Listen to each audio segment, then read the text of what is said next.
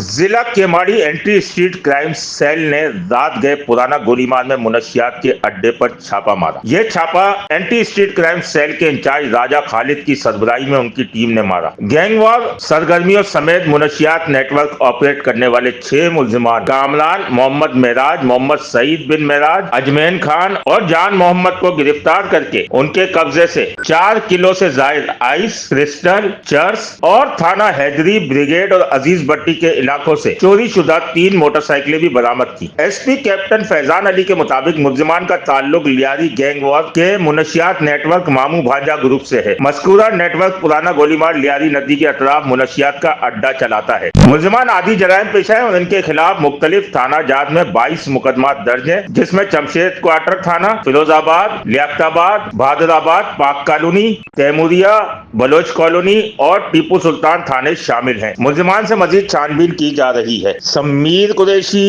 C110 news, Karachi. C110 news, خبر کی اصل خبر۔